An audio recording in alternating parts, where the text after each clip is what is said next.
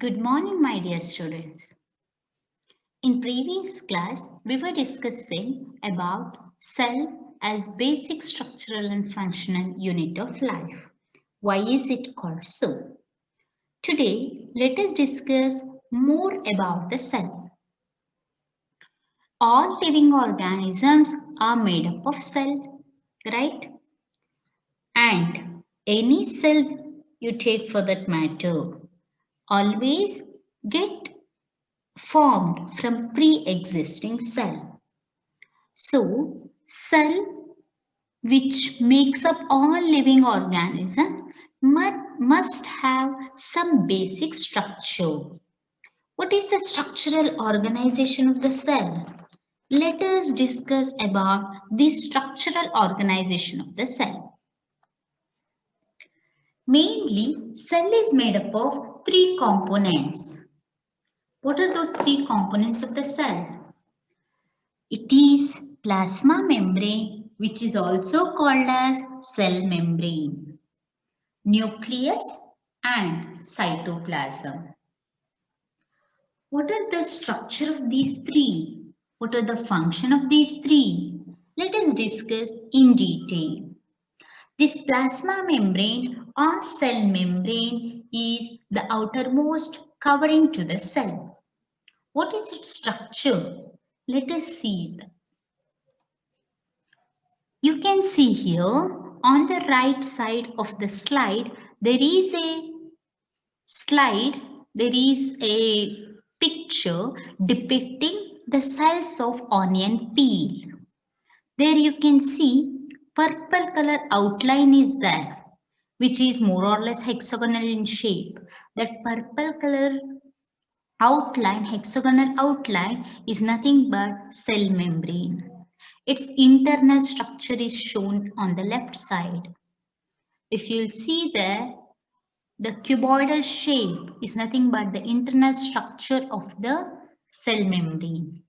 If you read to the label, it involves many proteins and lipids. So, cell membrane is mainly made up of proteins and lipids. These proteins and lipids are called as biomolecules. So, because of this reason, cell membrane is considered as living component of the cell because it is made up of the living molecule or the biomolecule.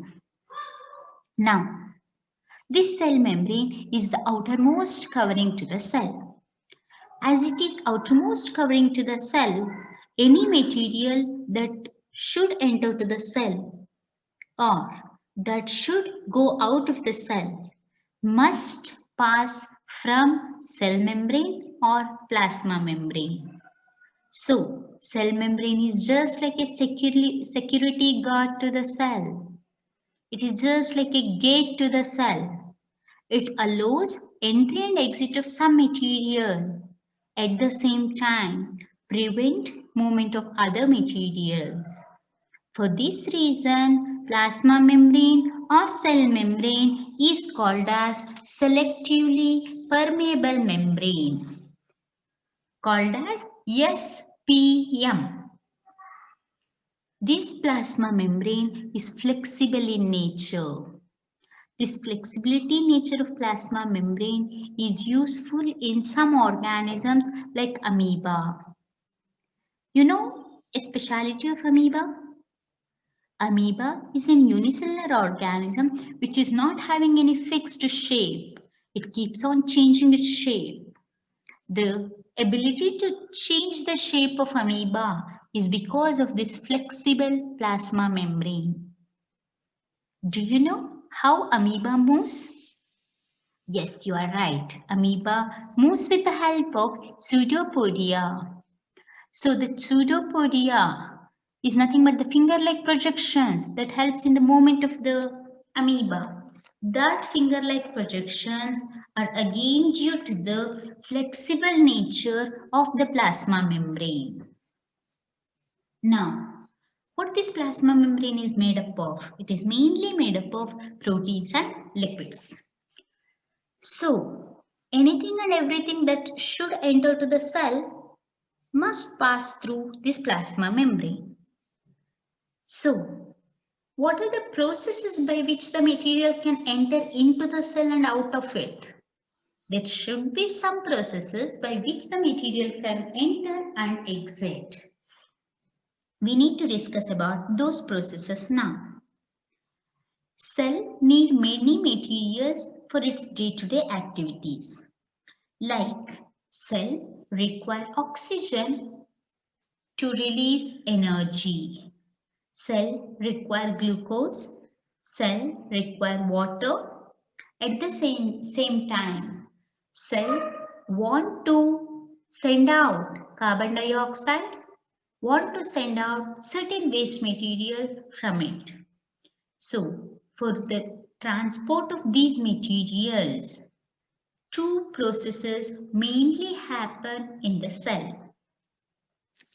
Cell always cannot spend energy in the form of ATP to make the material enter and exit, because there are certain processes which require spending up of energy, whereas there are certain processes which happens without spending energy. Let us discuss about some processes that happens in the cell for transport of materials without spending of energy. Movement of substances in the cell mainly happens by diffusion and osmosis. What are these diffusion and osmosis? Diffusion is nothing but spontaneous movement of substances from a region of high concentration to a region of low concentration. You should keep in mind spontaneous movement and from high concentration to low concentration. I'll give you an easy day-to-day example for this process of diffusion. You might have observed when you offer puja at home, you will lit incense stick in the puja room. The perfume or the smell of the incense stick covers to the entire home, spreads to the entire home within few seconds. How does it happen? It happened by the process of diffusion. The molecules that carry the perfume of the incense stick were in excess near the puja room. So, in other rooms or in other areas of the home, the particles that carry the perfume of incense stick were in low concentration. So, spontaneously, without spending energy, molecules of incense stick moved from puja room to other areas of the home. So here this process is because of diffusion. Try to recall few other examples where diffusion is observed in our daily life. For this process of diffusion, we are not spending or the cell is not spending any energy. As the energy is not spent for the process of diffusion, it is called as passive transport. There is one more passive transport happening in the cell, that is called as osmosis. Osmosis is as same as diffusion except with two specialities. One speciality, osmosis happens only through semi-permeable membrane or selectively permeable membrane. Second speciality, osmosis is only for solvents, not for solute molecules. Like it's only for water and other solvents. Whereas diffusion can happen in solids, liquids, or even in gases. Now, osmosis is movement of solvent molecules through semi-permeable membrane from region of higher concentration to the region of lower concentration. Is osmosis require spending up of energy? No, it doesn't.